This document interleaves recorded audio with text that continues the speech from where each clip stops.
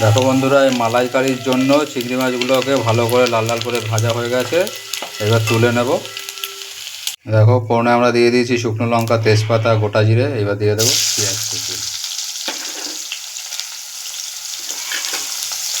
পেঁয়াজটা একটু ভাজা ভাজা হয়ে গেলে আদা রসুন তাও দিয়ে দেবো।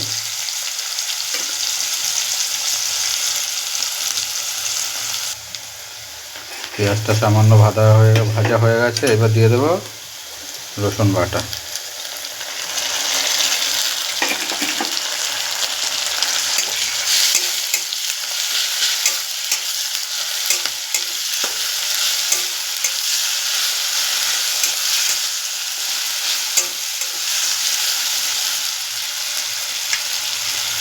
সাথে দিয়ে দেবো আদা বাটা।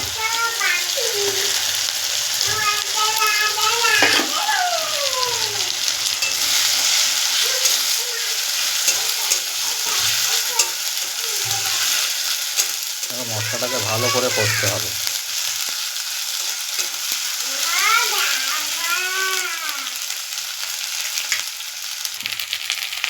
এবার আদা রসুনটা দিয়ে দিয়েছি। এবার দিয়ে দেবো একটু জিরে বাটা।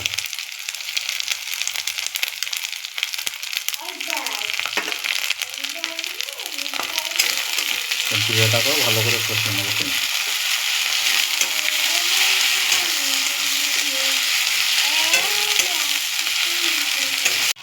দেখো মশলাটা ভালো করে কষানো হয়ে গেছে, মশলা দিয়ে তেল বেরিয়ে এসছে।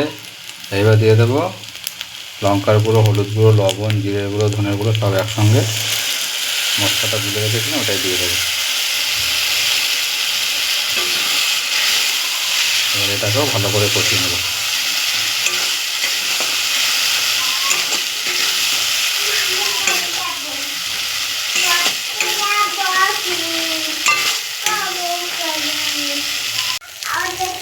এখন মশলাটা দিয়ে তেল বেরিয়ে এসছে। এবার আমরা দিয়ে দেবো নারকেলের দুধটা। চলে গেল নারকেলের দুধ।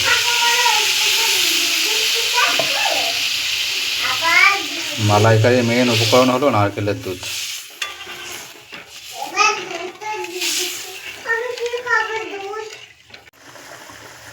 দেখো বন্ধুরা, মালাইকারির জন্য যে নারকেলের দুধটা দিয়েছিলাম কত সুন্দর ফুটে উঠেছে, টকবক টকবক করে ফুটছে। দেখো মালাইকারি দুধ ফুটে উঠেছে, নারকেলের দুধটা। এবার আমরা চিংড়ি মাছটা দিয়ে দেবো। ভেজে রেখেছিলাম চিংড়ি মাছটা, এই চলে গেল চিংড়ি মাছ। আর কিছুক্ষণ রান্না করে নিলে রেডি হয়ে যাবে আমাদের রেসিপি মালাইকারি, চিংড়ি মাছের মালাইকারি। দেখো বন্ধুরা, যে রেডি হয়ে গেল আজ মালাইকারি। এখন দিয়ে দেবো একটু গরম মশলা দিয়ে দিলেই, ছড়িয়ে দিলেই কমপ্লিট আজকে আমাদের মালাইকারি রান্না, চিংড়ি মাছের মালাইকারি।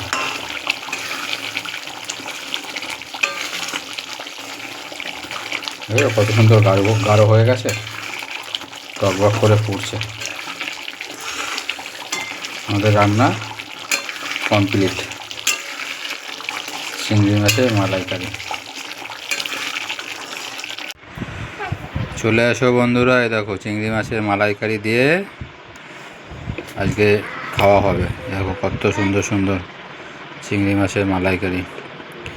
মানে একটু লবণ নিয়ে এই ভাতটাকে ভেঙে মেখে নিয়ে গোটা গোটা চিংড়ি এরকম পুরো দিতে হবে মুখে।